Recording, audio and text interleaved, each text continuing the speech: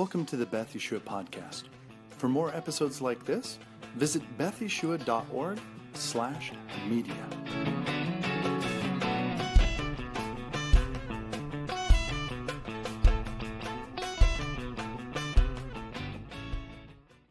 Hi, everybody. Welcome back to another Beth Yeshua podcast.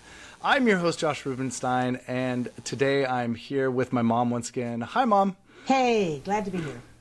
I do want to just let everybody know, as sort of housekeeping, that if you want to see us instead of just hear us, please go to the YouTube or to the Spotify. You can see us on both of those. Otherwise, you can just find us on any of your favorite podcast streaming apps. Today, we are actually going to jump into something massive. We've been talking about it for, I think, about an hour and a half before we even jumped into doing the podcast, taking copious notes. This has the potential to be 5 episodes of like an hour long each. I don't know exactly how long it's going to be, but we are going to dig into the difficulties and blessings of identity. Jewish and Gentile identity within Messianic Judaism. And man, it is a deep subject, right, Mom? Absolutely. Wow.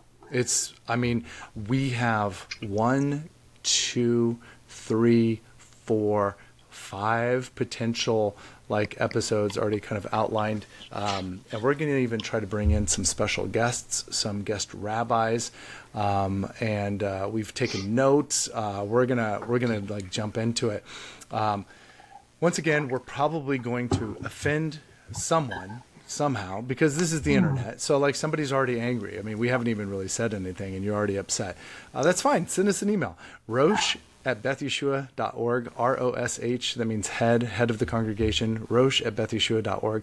Or if you have ideas for a podcast, or if you want maybe some clarification on something, hey, I have a question about the podcast. You said X, Y, and Z. Shoot those to us and we'll try to address them in the podcast. We're going to start, as we often do, with what is your Messianic superpower? And then we're going to conclude today once again with another fascinating and amazing round of kosher or treif, which, I don't know. We were talking about it just a second ago. I felt like we've chosen a lot of things to be treif, but we're actually going to maybe choose one today that's kosher. All right. So, okay, so as we jump into it, Mom, if you could have a Messianic superpower, what would your superpower be and why? I'm sorry that this was a little bit heavy, but if I had a magic wand, I would make it so that every father's heart would be turned to his children, and every child's heart would be turned back to the father and the mother. And I think that really goes back to Malachi 4:6, where we were told that in the last days, Eliyahu will come, and that's what he will do. He will turn the father's hearts to the children and the children's hearts back to the fathers. And without that, if that does not happen, let me read that scripture to you. Let's see. He will turn the hearts of the fathers to the children and the hearts of the children to their fathers. Otherwise, I will come and strike the land with complete destruction. Wow. So it's huge. It's a huge thing going on in the world today, right down even to our own homes. Sure. I hope you have a silly one. I hope you have a silly one. Mine are always kind of silly or selfish or something, but no, that's a good one. It's the separating of generations, I think, is something that the enemy of God has always wanted to do. And in every generation, there's separation, whether it's, something as trivial as the new slang that kids use so that parents can't understand them, or, something really fundamental like how technology is used, or maybe even changing morality and changing even value of scripture and stuff like that. Or even just respect, paying respect and listening to the previous generation. I do think it would be really cool at some point if we can get one of my kiddos to be part of this podcast and maybe talk about Dor Lador Lador. I think it would be a really fascinating conversation. Oh, we got to remember to write this down. Okay, I'm gonna write it down right now. Otherwise, I'm gonna forget. Well, about third generation Messianic Jew. Well, and I think it's interesting since I do spend a lot of time with various grandchildren, but especially a couple of years that are young, and I spend time with them. But sometimes my energy is convincing them that what mom and dad have said to them is true, and they need to follow. They need to do what mom and dad said. And I think that's tough, but they need to hear it from somebody else, and that's a very important role of a grandparent. You know, that's actually a very important role of community, just in general. Yes. When you have other like trustworthy voices in a community that can back up what the parents are saying, because we all have a natural sin inclination. Sinclination? We all have a natural sinclination. Oh, no, you coined a phrase. I made it into a dad pun.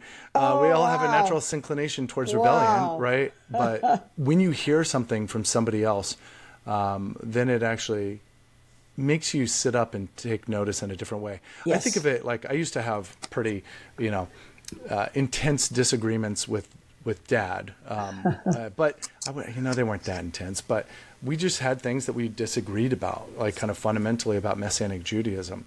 And I know that when I would go to conferences and I would see other people that held the same view as dad, it would shake me a little bit, right, in my confidence. I always really appreciated what Rabbi Stuart Dowerman always said about all of our conversations and the way we go about these things. Even today, what we're talking about with identity is like everybody should be convinced that what they believe is correct, but we should always have like a little door open in the back of our mind of like, but I could be wrong.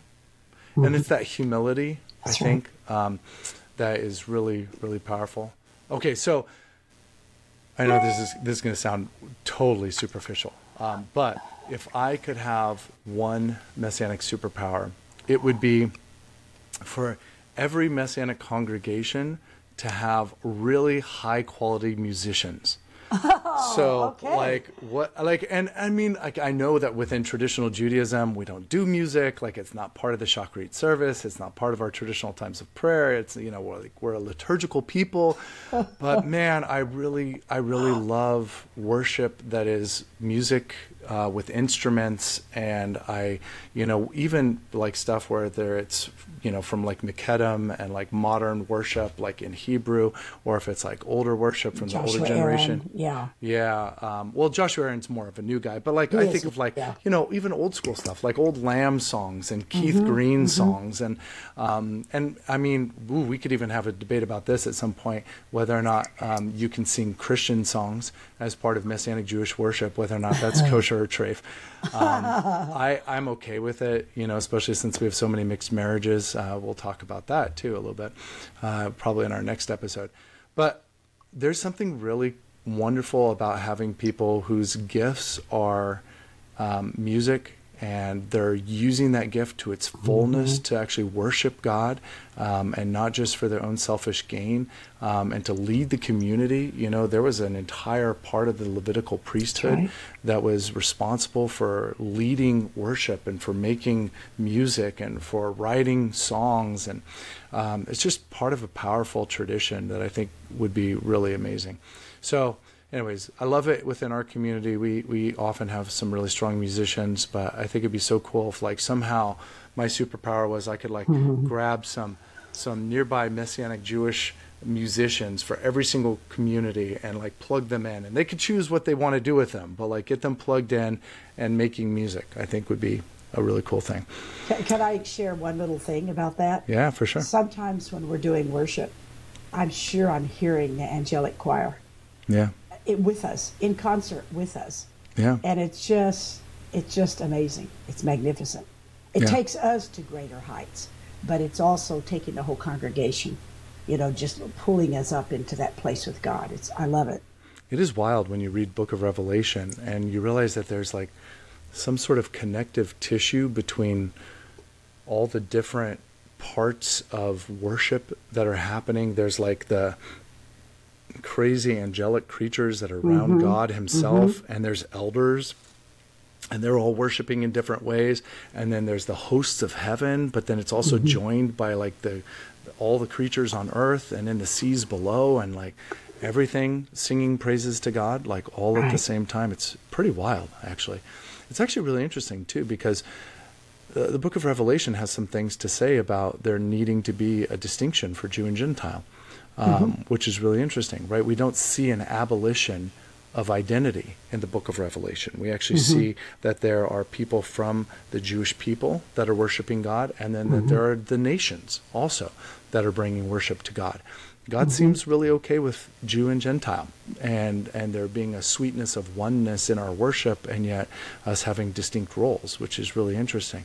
And it kind of goes back to this idea of distinction for mutual blessing. You know, like not everybody is an angelic creature floating around the throne of God, you know, crying out Kadosh. That's not my job, and thank goodness. Like, that sounds really wild and intense, but like my job is helping lead worship in our community, right?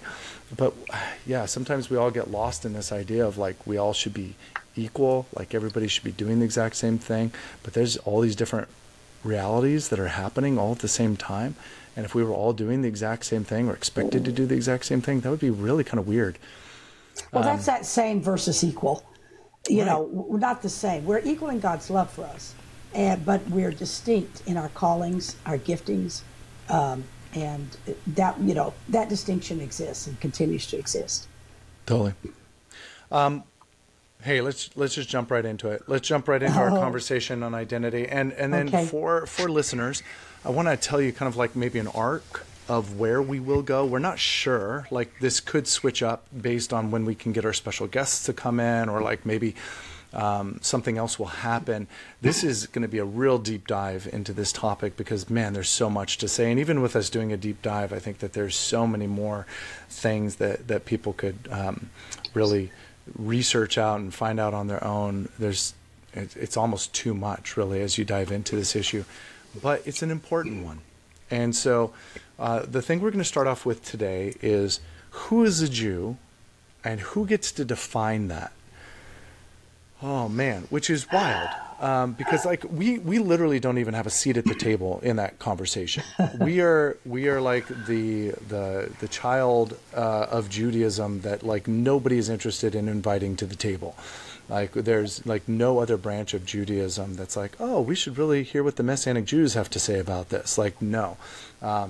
So you know, in some ways it's kind of silly that we're having this conversation, but I do think it's actually part of us being serious about who we are as a movement, that we are a Judaism, and that we have to wrestle through what that means for us, like how to be faithful remnant, as Paul wrote, and what does that mean, like in our actual daily lives, and our communal worship. Like, it's really a topic that's fraught with peril. There's just so many places where people are going to be upset, and hey, bless you, we love you, please don't be upset. This is just our hot takes on things. Not really hot takes. This is a lot of research. You've researched and read a ton about this, so have I.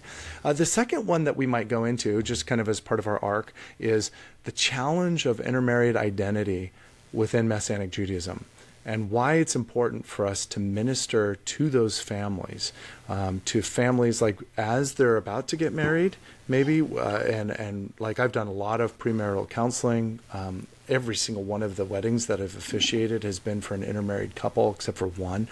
And I think that it's important for us to talk about, and I know this is really on your heart, is how do we help them grab a hold of the call of not just Messianic Judaism, but the call of what it means to be a Jew who's in love with God, who's in love with the Jewish Messiah, and what that would mean for our lives, and maybe how it's different than a Gentile, and what they would have to enter into. And man, then if you've got a mixed marriage, we'll get into that. That could be a really, really interesting thing. And then we're hoping to have at least like one special guest to jump in on our third one, which would be, okay, so how is identity, especially within intermarried families, tied to the continuity of Messianic Judaism as a movement. Now, it's also something that all of the other branches of Judaism are having to wrestle with. Like, as we were doing our research about this, you know, the Orthodox, the Conservative, Reform, Reconstructionist, they've all wrestled through intermarriage. And what does that mean? And what are the kids? Are they Jews or are they not Jews? And how should those families live? What should be the halacha for them within community? Oh man, it's really something that's deep, especially because it affects like all of the relationship of that family to the congregation, to the synagogue, to communal life. It's profound. And then we're going to, after we go into that, we're going to go into another one, which would be, okay, let's talk about conversion then. What are the conversion requirements within larger Judaism? And what does conversion look like within Messianic Judaism? Should there even be conversion within Messianic Judaism? And hopefully we'll have a special guest for that one also. One of the members of the MJRC, I've already reached out to a rabbi, and he's really interested in being part of that conversation. The MJRC, just Google it if you're interested in looking at this, but they have an entire chunk of their website about conversion. About what it means for them, why they are pursuing it, what circumstances they feel would be right for conversion versus others that would not. And so we'll basically like dive deep into that, and that might end up being like a two-parter because there's so much that maybe you and I could discuss, Mom, because you've gone through that conversion process with the MJRC, with a sponsor rabbi, and so I think that you have a lot to offer people as far as that perspective within it, being through it, and then there's. I think really a cool thing that we should dive into at the end is maybe like a culminating thing. We're really mostly talking about the difficulties of identity for many of these overall topics.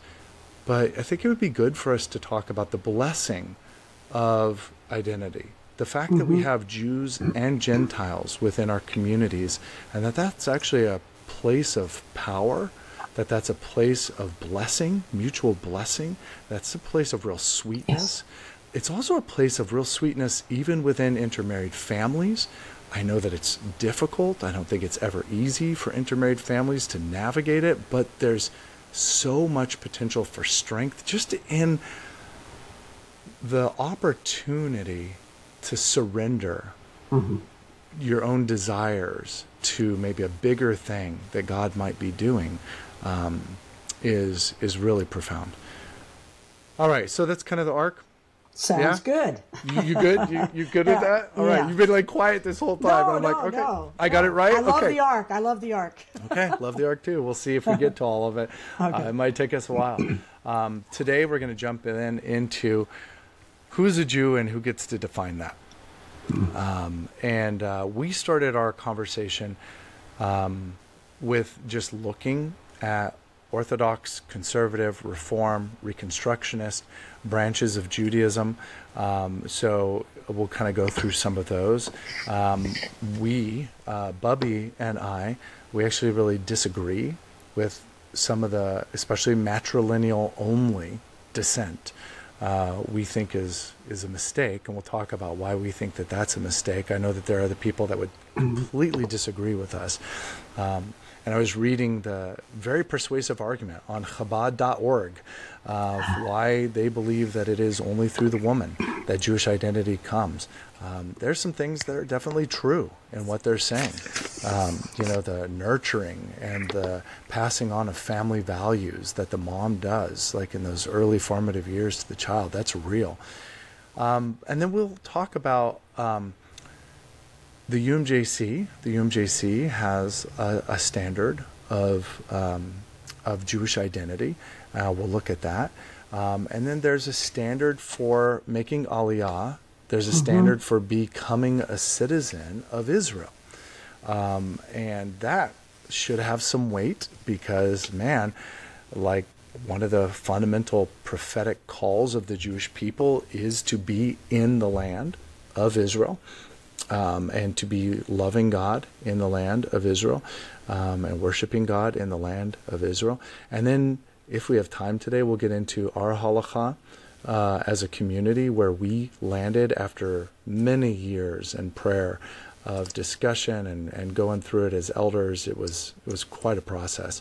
And then we might also talk about why DNA is not really part of what is going to be, well, at least currently, right? DNA is not going to be a current definer of whether or not a person is Jewish, which actually kind of goes back to maybe even Reform Judaism, and there are two ways of holding people accountable to Jewish identity, not just through birth, but also through practice of like what that has meant in your life and what has been handed down from generation to generation. So, let's just jump right in. Yeah. There's the Orthodox and the Conservative, and they're both in agreement in matrilineal descent. Where do you stand on matrilineal descent, Bubby? To be clear, just really quick for the sake of everybody listening, that means that if your mother is Jewish, then you are recognized as a Jewish child within the community. If your father is Jewish but your mother is not, you would need to go through conversion to be recognized as Jewish within the community. And there's a lot of reasons for that. If you want like a really persuasive Orthodox position, go look at Chabad.org and look at they go into this passage in Ezra specifically about how intermarriage was forbidden by God and why intermarriage was forbidden by God. But where do you land on patrilineal versus matrilineal, Bubby? Well, for sure, reading scripture and not even considering the Mishnah or anything Talmudic, and just to read the scripture, what I see is that God established that your identity comes from your father. And everything that I've seen there says that. And I was very concerned about how it was possible that, for example, the Chabad are backing matrilineal.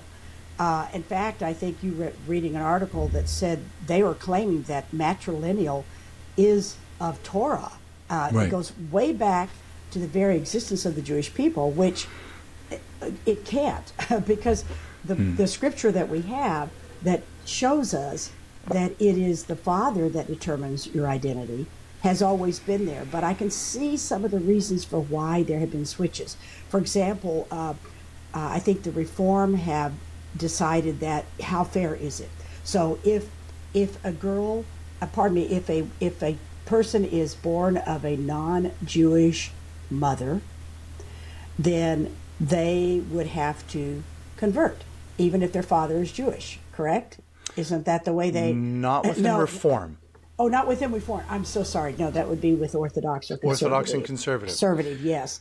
Yeah, Yes. so with Reform, they basically have two standards that need to be adhered to. But you're right, they actually talked about it in terms of fairness, which I thought was actually really interesting. Yeah. So you can have a kid that was born to a Jewish mother, and that family has no connection to synagogue, no connection to congregational life at all. That kid is considered, according to the Orthodox and Conservative, fully Jewish. Fully Jewish, right? And yet you could have another kid within a synagogue whose father is Jewish, goes to the congregation, is part of communal life, goes all the way through confirmation classes, is confirmed, and is deeply steeped in Jewish life, and they would not be considered a Jew.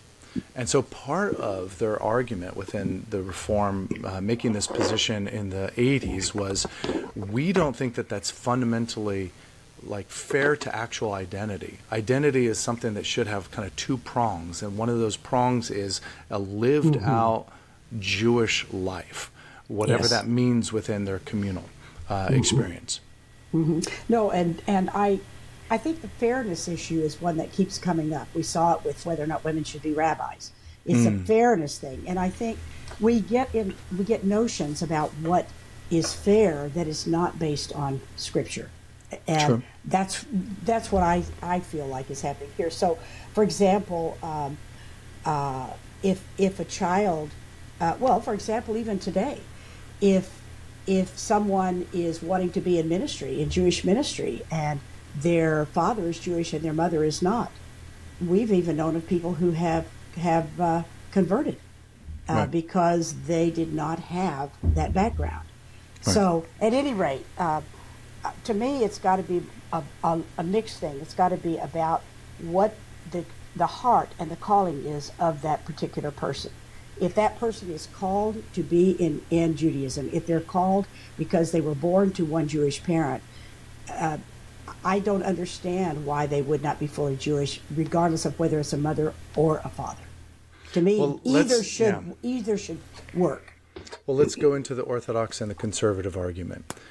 So the Orthodox and conservative argument is based on essentially a implicit understanding that has existed within the Jewish people for thousands of years, right? That after the receiving of Torah, which forbade intermarriage, you were not to intermarry. Yes. And let's talk about the reason for that. The reason for that primarily that's cited within the Tanakh is because it will lead to the worship of foreign gods, right? It will lead to idolatry. And so was there a place historically within the Jewish people for a righteous Gentile to come into a marriage and want to raise Jewish children and worship the one true God? Yes, absolutely. We've seen that. We've seen it multiple times in Torah. And so their basis for that, then the second basis, which is like the actual text, is from Ezra, where it talks about, hey, we have sinned, we have intermarried, we have worshipped other gods. And so they actually say, like, we should take the women, these foreign women that we have married, and the children, and we should remove them from Israel. We should send them away so that we can move back into adherence and into line with what God wants. Now, it's interesting. Like, I actually have sympathy for this position, because it is actually very easy for us to excuse sin and excuse sinful behavior, and for us to say, well, it's not that big of a deal who you marry, right? It's like, kind of like where your heart is at. But God was very clear. He said, you're not to do this. There was a way for a person, if you wanted to marry them, there was a way for you. Even when they're going into war, God talks about how to take a woman properly. If her husband was killed in battle, and have her become your wife, there was a proper way for that, even if she was a foreign woman, right? But it was like, she was supposed to enter into the worship of the one true God. She was supposed to enter into the commonwealth of Israel. It was not the other way around. You weren't supposed to go and worship her God. And that, to me, is the critical distinction there, is they had married these women and entered into idolatrous worship because of that intermarriage. Which we see, like, even in our last parashah with Pinchas, we see that, like, the Moabites and the Midianites sent their women, sent their young girls into the camp as prostitutes, really, to steal the hearts of the Jewish men and to corrupt them and bring them into sin. So I do believe that there is a place for, like, a radical obedience to God, right? And it is hard. It's like, it's like the scriptures where God tells them to go into the land and to kill all of the women and the children. Right. Man, like, we could do a whole podcast on that, of like, well, was God, like, really literally telling them to do this? Well, yeah, he was. And so we have to wrestle through that, like, especially for those of us who believe in a literal interpretation of the Word of God, especially within the context. So is there some evidence and strong evidence of not supposed to have intermarriage? Yes. Does that equal only women can pass on Jewish identity? I don't think it does. I think that there's a false equivalency there. I look, for example, at, like, the way that we even define the people of Israel is, multiple times in Torah, God says, speak to the children of Abraham, Isaac, and Jacob, which is the names of the fathers. It's the names of the patriarchs, right? And there's a defining reality that comes through them. There's a defining reality for the Levitical priesthood. There's a defining reality for the Kohanim. And like all of those were passed down through the father over and over and over again. Even still to this day, if you're a Cohen, it's a last name that's passed down by the father. It's the father's, station to pass that on to his children. So you could have a mother that's a Cohen, but it doesn't mean that you're a Cohen, because that was literally said that it was supposed to pass down through the sons. At the UMJC conference, during one of the services, a Shachrit service actually on Saturday morning, one of the rabbis asked, when the Cohens were coming up, he asked that women who were Cohens to also come up. And I don't get that. To me, I mean, your father has a grandmother who was a Cohen. Did you know that? Okay, the Goldsteins. She was a Cohen. I mean, she had the last name of Cohen, all right? But she is a woman, so she is not a Kohen. Right. But I thought that's an odd twist. And right. A couple of the ladies that were there with us, who were from our congregation, have Cohen in their lineage, and they did go forward. But I don't know. I felt like it was almost like that fairness thing, that inclusion thing going on. How can we include and honor these women who are part of the Cohen lineage, but they themselves are not Cohens? Right. And to me, that's concerning. It's asking people to extend it to the people that it's going matrilineal as well as patrilineal. Right. And it's not. It's a patrilineal line. So this goes back to, I think, our conversation that we had about should women be rabbis, where we talked about if you're arguing for a position, the strongest place to argue from is the text, is the actual commandments of God. Right. That's always going to be, especially if you're looking at hermeneutics as a principle. Right. You want the text really to be the thing that's of primary importance. And that's not what I see in many of these arguments. Even within Chabad's website explanation of why it's matrilineal descent, they, as an Orthodox branch of Judaism, are often referring to things other than the text. So they refer to Mishnah, they're referring to tradition, they're referring to a lot of these other things. And it's like, man, yeah, okay, I get it, and I get the power of tradition. I understand that. But I also feel like I don't think that God excluded, for example, Moses' sons from being part of the nation because their mother was not Jewish. Exactly. I don't think that, like, if we even get into examples like Ruth actually is in the lineage of Messiah and of King David. That's right. And she's not Jewish by birth. And she comes into that, and it's interesting because we actually look at her as like an example not of conversion, but of a person willing to give her own identity up in order to serve the one true God and to be part of the people. She's called a Moabitess till the day that she dies. And those are like actual scriptural things that don't seem to jive with this reality of like it can only come down from the woman. It feels to me like there's a high emphasis on culture and on tradition, and this is the way that we've done it. And I understand, like, I have a high value for Jewish women, but I think you also have to recognize, which Chabad doesn't, they argue that the woman is so responsible for passing on that strong identity and for nurturing the child in those formative years. Yes, but so is the father. Like, if you had a father the entire time saying to that kid, well, you're not really Jewish, like, just your mom is Jewish, like, you're so many other ethnicities also, that doesn't really matter. Like, that would actually mess with the identity of that child in a fundamental way also. And so I don't think it's just this nurture sort of argument that can supersede the reality of patrilineal descent.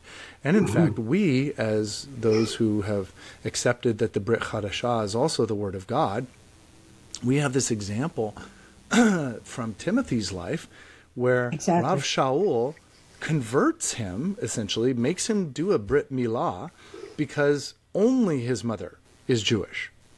his dad is not Jewish, and it actually says that like the Jewish people in that area, would not have accepted him as Jewish because his dad was a Greek. And so because of that, Paul actually, because he knows that Timothy is going to minister to Jewish people, he actually has him do a bris. He has him do a brit milah. Now, to me, that's not really like a conversion. That's like a solidification of identity. And we can talk about that. To me, that's like one of the most strong arguments at some point once we get into conversion, for the sake of conversion, right, is this idea of continuity of identity, maybe within the marriage or within a person, for them to feel solid in their identity as a Jew and to raise Jewish children and to enter into Jewish life. Those are the sorts of things that make sense. Well, a question. Why hadn't Timothy already been circumcised? Yeah, that's actually a really good question. So my guess would be within their family, there certainly wasn't an agreement, right, of Jewish life. Yes. If there had been an agreement of Jewish life, then when that kid was born, when Timothy was born, he would have been circumcised 8 days later. Right. It would have been part of what happened. So there was clearly not an echad, a unity within that marriage of vision for like what they were going to do with their kids in the future, right? Interesting. Yes, it just occurred to me. At least what it means to me. Like if that had been a Greek man who was coming into that marriage saying, man, I really want to become part of the Commonwealth of Israel, especially since it was pre-Yeshua, he would have converted. He would have been circumcised himself, and he would have like actually had to, sit before the rabbis and take on Jewish life. But none of that, it would seem, happened. And I mean, Paul would know, because Paul was trained under Rabbi Gamaliel, so like he would know what the Halacha was for Jewish life. And that's a scriptural reality. That's like a scriptural thing that we read about. I think that's in Corinthians, 1 Corinthians, I think. But interesting then, so Timothy had to be in agreement with it, where before he was a child and they made the decisions for him. But as an adult, he had to choose that. Correct. And I thought that was an interesting take, because I do think there was disagreement among them. Right. I think that's why we even refer to Timothy that way. We talk about him as having a Greek father, that meant something, that kind of separated him from his people. And to me, that's a missing piece of the Orthodox and conservative position is you can't assume that a Jewish woman is going to value her Jewish identity. That's right. You can't assume that she's going to pass on that Jewish identity. You certainly can't assume it in this day and age in which so many young people, as they're getting married, just consider their Jewish identity one of the ethnicities and just one part of the mixed salad of who they are as a family. And so I think it's a false assumption. It's a false assumption. Yes, women nurture, but like, man, in our day and age in America, we've even gotten away from that. Like, women go back to the workplace like as quickly as possible. Like, I mean, most homes within the United States, you have to have 2 people working just to survive. So the idea of nurturing a child, I mean, I feel like probably daycare centers are nurturing our children more than our parents are, and that's terrifying for a whole bunch of reasons. But like the actual passing on of Jewish life as a value has to be intentional. It has to be. Yes. And so if you're not measuring the intentionality, so then this goes back to the Reform, and I feel like the Reform got it right. The Reform were already, even as, and I read an article about this, maybe I'll put it into the notes, but even as early as the late 1800s, they were already wrestling with, and there wasn't really like Reform Judaism per se. It was like just there were kind of different sects within Judaism, but overall it was still Judaism. Really conservative and Reform kind of like split off really more like early 1900s in more formal ways based on, kind of small parts of theology or maybe large parts of theology, however you want to like view that. But Reform Judaism, even as early as the late 1800s, was de facto converting Jewish children if the father was Jewish and the mother was not, but that kid was going to confirmation classes, that kid was attending synagogue, that kid was having like a bar mitzvah. Like, they considered that kid Jewish. within their communities. So there was this reality of a de facto conversion that they were doing, and that was really kind of like towards the sake of continuity, door to door, like the perpetuation and the continuance of the Jewish people. But it is interesting to me because it's tied to intentionality and choice. Intentionality and choice have a lot of purpose here. Now, I don't think intentionality and choice can take just like anybody and make them into a Jew. That's not what I'm saying. That's another discussion. Exactly. Right. That's a whole other discussion of like, well, I believe I should live a Jewish life. There is no evidence of any Jew that was actually a practicing Jewish person in any of my family, but I'm going to be Jewish. No. That's a de facto conversion that I think is too far. I think that there has to be a clarity of Jewish life and Jewish practice within a family at some point, and probably within 2 generations, because that's what the nation of Israel wants as far as like making aliyah, of being a citizen of Israel. But Reform said if that family then has chosen all of these meaningful acts of Jewish continuity and service, then that child is Jewish.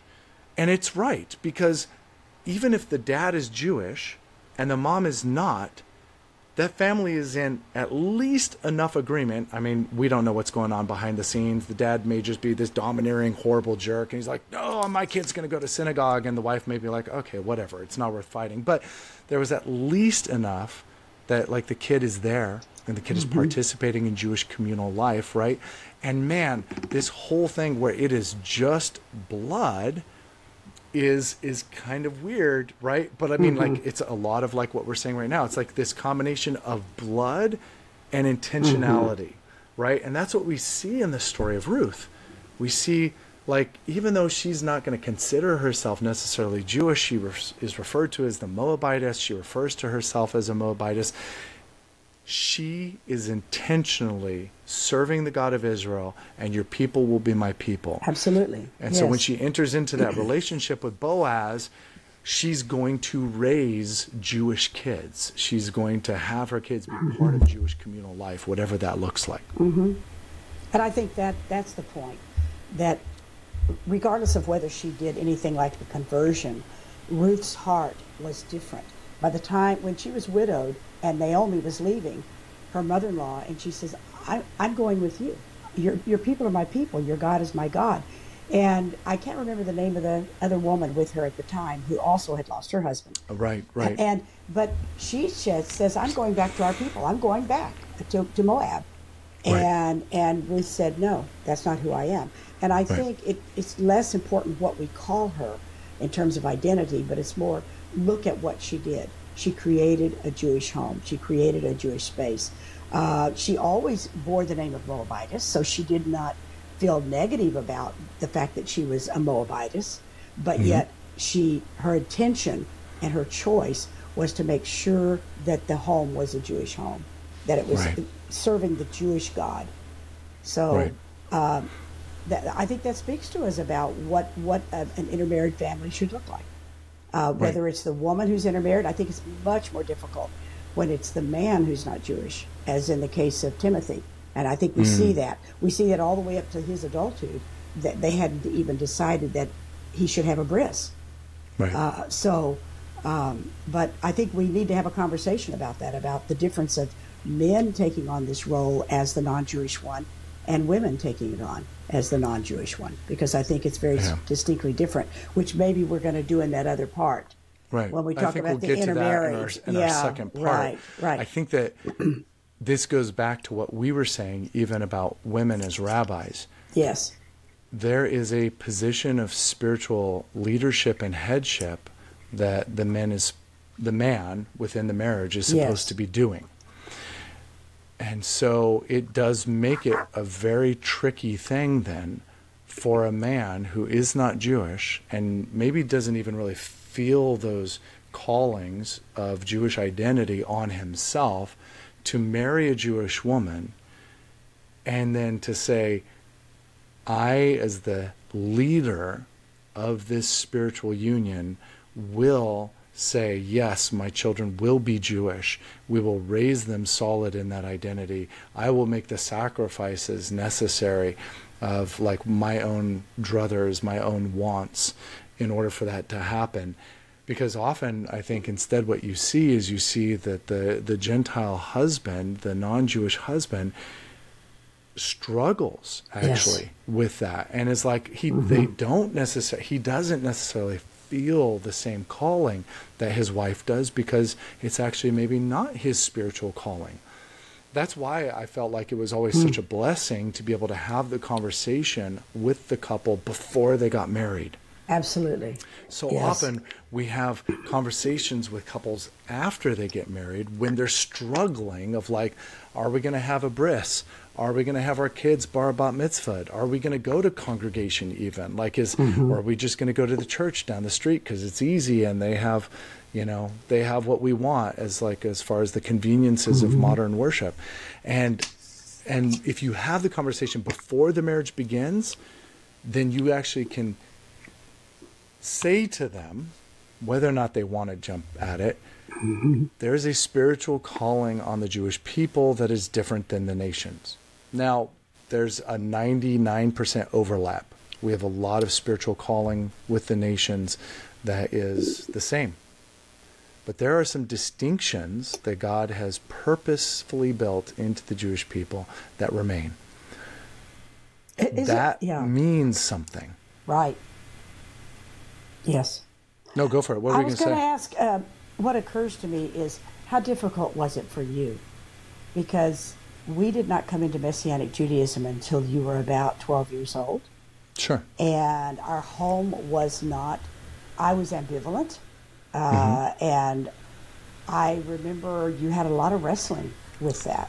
And how important was it for you to have your Jewish identity, even as a kid? What was going on with you in that? Because I don't even think it's just, I mean, you're of a mixed marriage. I don't think it would have been an issue had it not been a mixed marriage. But wow. That's actually a really good question, and I hadn't really thought about it, that I have something to say about this, because I am the product of an intermarried couple, right? Who actually really had to wrestle through that. Now, I think that you were, first of all, in a slightly different position because you were the non-Jewish person. Dad was Jewish. I also think that there was this call that kind of happened to you guys spiritually at some point when I was around 12 for us to really be involved in Messianic Judaism. And it wasn't like, even though maybe you were ambivalent, you were willing. You believed that it was something that God was asking you. So there wasn't I kept the back door open, right, so to speak. But there wasn't I will fight you on this. We're not going to a Messianic congregation. That didn't happen. So because of that, and I think because of your willingness to go along with it, and then certainly I think even what was modeled when we moved to California from New Mexico, and it was important enough for the two of you that we would have Jewish community for us to get together with that group that was doing Erev Shabbats and actually have Jewish community rather than let's go find a church, right? So that instilled in me the importance of that Jewish identity, even though I'd struggled with it for sure as we made the transition out of, a Gentile church into a Messianic Jewish community in New Mexico. That was a really hard transition for me. I did not like Messianic Judaism. I didn't, it just didn't feel like my culture. Even still, my culture is or my internal desires, my druthers is not necessarily for high liturgical worship where things are primarily in Hebrew. I feel like I want heart connection to happen in people, and so there should be more English than Hebrew, unless we're all living in Israel speaking Hebrew, in which case for sure let's let it be Hebrew. But even still, I just have parts of me that really struggle with traditional Jewish worship and traditional Jewish life, and that's fine. I'm okay with that wrestle. I think for me, the defining experience still that I go back to is, ironically, some people consider it ironic, is Jews for Jesus. Because Jews for Jesus is not seen as a very Jewish organization. It's like a bunch of Jewish people who grew up in churches is what it's seen as, and they're going out and they're like trying to tell other Jewish people that they should believe in the Christian God Jesus. That's the perception from the outside. That's not what Jews for Jesus was for me. Jews for Jesus was street evangelism and musical performances in churches in which we were trying to tell people in the church, hey, you have Jewish friends and they need Yeshua. They need the Jewish Messiah. That's important. Who's going to have the conversation with them if it's not you? Can you find a sensitive and lovely way to have a relationship with that Jewish person in your life and tell them that Jesus is not a Christian God, that Yeshua, Jesus, is the Jewish Messiah, right? And then the other part of that was the street evangelism, which also was like going out on the streets and having other Jewish people come up to you and say, like, you're not really a Jew. You're like, okay, yeah, halakhically, I'm not Jewish. Like, my mom is not a Jew. And I'm like, well, then how can you stand out here and call yourself a Jew? And it's like, well, my dad is Jewish. And I was raised in a Jewish home, and I believe in like Jewish life, like Erev Shabbat and Saturday services for Shabbat and reading the Torah. And they're like, oh, okay. And then they'd be always like, well, did you marry a Jewish girl? And I'd be like, yeah, that's her right over there. She was doing street evangelism too. And that was also a solidity of identity, although Rosemary, just like me, patrilineal descent through her father, not through her mother, right? But she also believed in this Jewish reality. I mean, like, it was like a way to live out the actual calling of the Jewish people, which is to be a light to the nations. That's what our actual calling is. So, for better or for worse, standing out on a street corner surrounded by the nations is actually a way for us to fulfill our destiny as Jews, right? Or leading a community like I do now, where we have both Jews and Gentiles, right? And that to me is like a really deep fulfillment of it. So I still struggled with cultural, like, observances, I guess you could call it. I call them cultural. Maybe it's better to call them traditional. I still struggled with, like, well, kippahs are not in Torah. They're not in the Tanakh, right? So, like, do we have to wear kippahs? Probably not. Like, I don't think that God would be upset. Do we have to wear tzitzit, though? Yeah. To all your generations. Right. You know, so like there were times, and this is where Dad and I would have these like disagreements, you know, arguments really, like, you know, well, you have to wear a tallis. And it's like, well, no, you have to wear fringes. And he's like, okay, so our Jewish people have been wearing it for all of these years, and it's looked like this. Do you really have to invent something different just because you don't want to honor our Jewish customs? And then it was him who really challenged me of, we're called to be faithful remnant. And I know that our Jewish people don't particularly like us, but how are we supposed to be remnant if we aren't really doing the same life as them? If we're really fundamentally living a completely different life, and then we just say, well, I also happen to be Jewish. It means something to a Jewish person when I say, well, yeah, we light the candles on a Friday night. That's not in Torah. Or, yeah, we sing the blessings over our kids on a Friday night. That's not in Torah. Or we eat challah. That's not in Torah. But it doesn't matter because it's a touchstone. We both do this. We're both Jews, right? And I know that just doing those things doesn't make you a Jew, but when you are a Jew, it helps solidify. You know, it's interesting that so much of the commandments is about food and fellowship, because food and fellowship is how we transmit our values. When you're sitting around the table, that's what people believe. Now, I've got a question for you. How hard was that transition as you came into Messianic Judaism, and how long did it take you before you were like fully on board to the point of even studying, like seeking out like these books written by some of the best minds within Messianic Judaism and traditional Judaism and Christianity, and like doing your madricha? Like, how long did it take you, or what was the process like? Do you feel like there was an aha moment for you? I think it was more gradual, but I I looked at the trappings, first of all, and I was put off. I was put off by, I had been raised Baptist. We didn't drink. We didn't believe in drinking at all. And I just couldn't believe you're supposed to drink something every Friday night, and that was my first thing. Not that Dad was a drinker at all, but, that was kind of an expected thing. And so that was, I had to try to look at the heart of what we were doing and what was God saying about that. And when I did, when I looked at the heart and I looked at the scriptures, I realized that God's choosing of the Jewish people was not because they were great or wonderful, but it was because he chose them to carry that word and to bring that word and to be a light to the nations. So there was something about that. It was just like, it was who your dad, after he came to believe in Yeshua, he became a better Jew than he ever was, and he would tell you that himself. He started to appreciate the Jewish things. And when I saw him take on practices, it was just very magnetic because it was genuine. It was straight from his heart. He wanted to be the best Jew he could be because he believed that God had chosen his people on purpose and that he had something to fulfill in doing that. And then I began to understand. I saw this turmoil that you and your sister were in of, well, what does that mean for us now? And when I saw that turmoil, I thought, this is not okay. I need to be out of turmoil so that I can help them. And I think in a mixed marriage, that's got to happen. I believe that's what happened with Ruth. I think she had to fully immerse herself in that.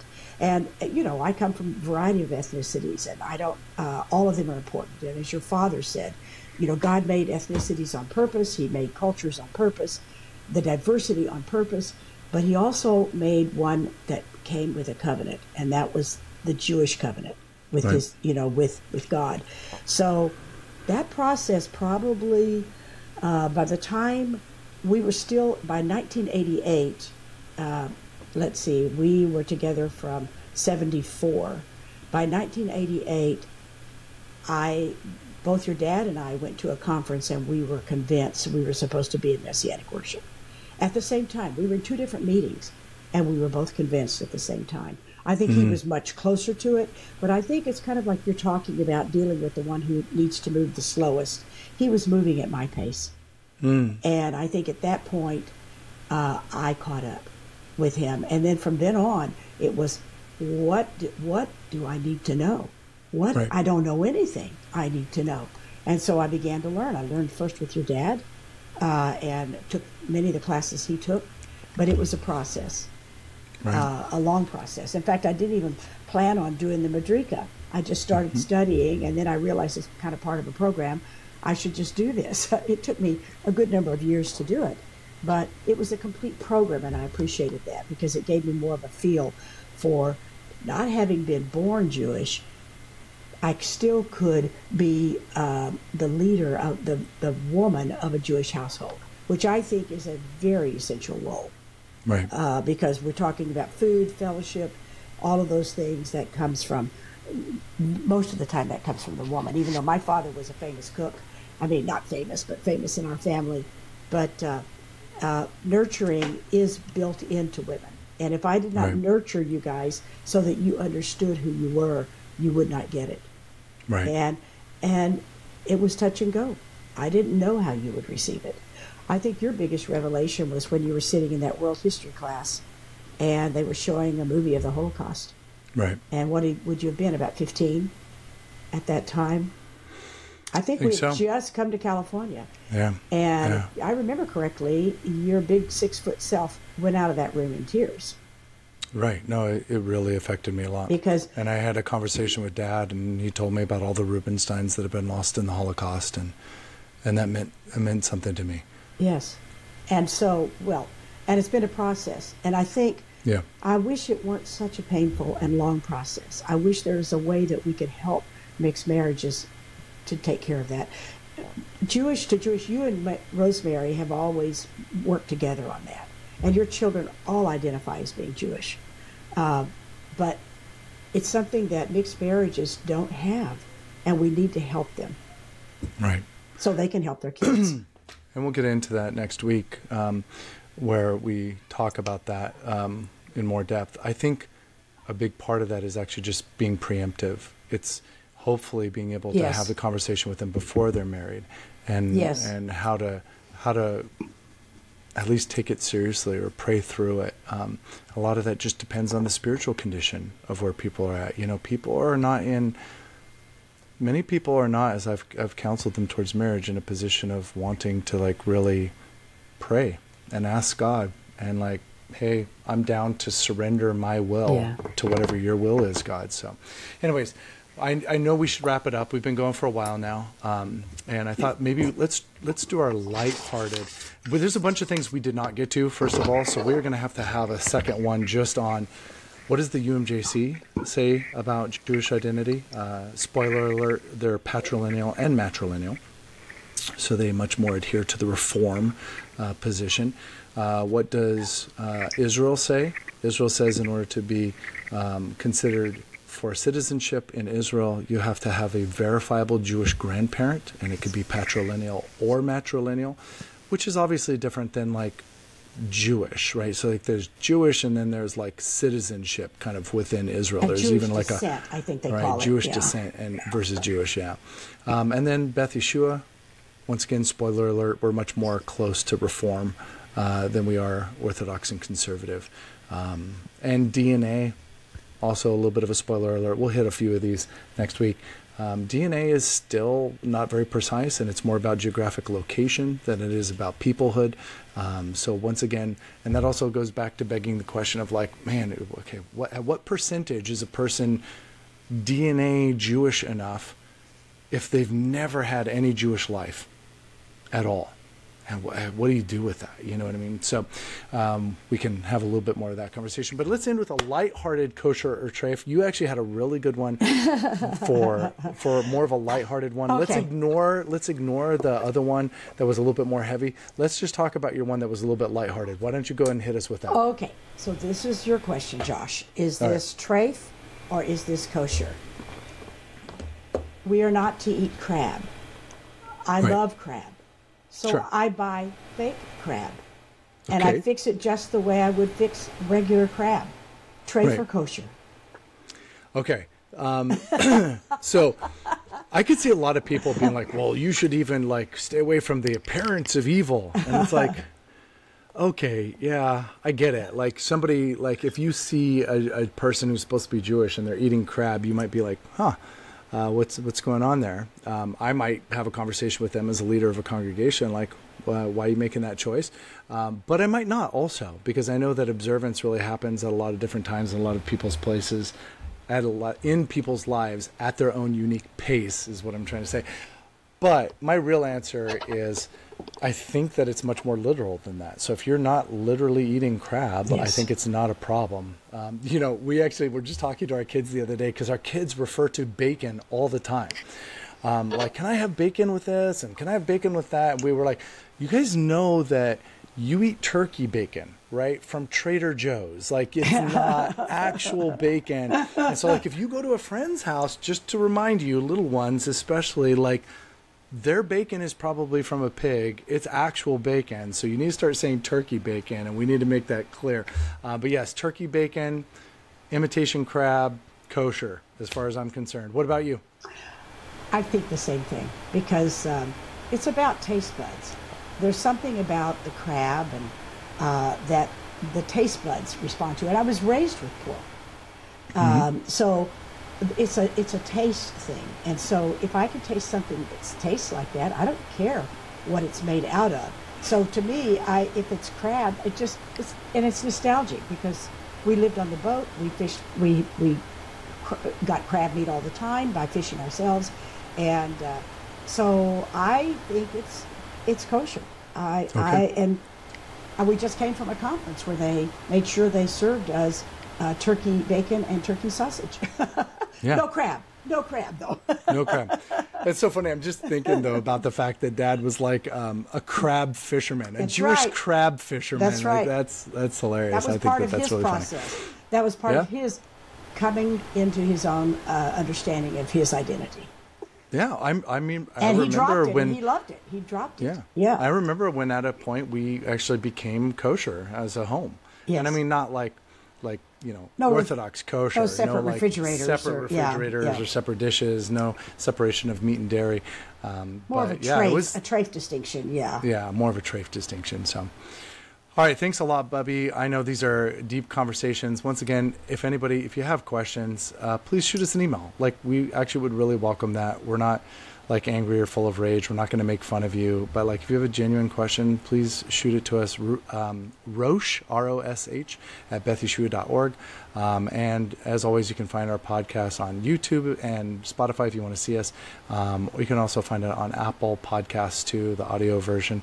And we welcome you into this crazy journey of identity, which I think is going to be going on for a while. And not just us talking about it. Like, this identity thing is a big deal within Messianic Judaism. It's going to be going on for a while. So, all right. Thanks a lot, Mom. Thank you. All right. Bye-bye.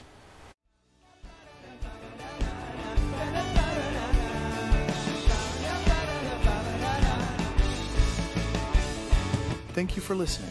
If you enjoyed this podcast, you can always visit BethYeshua.org for more.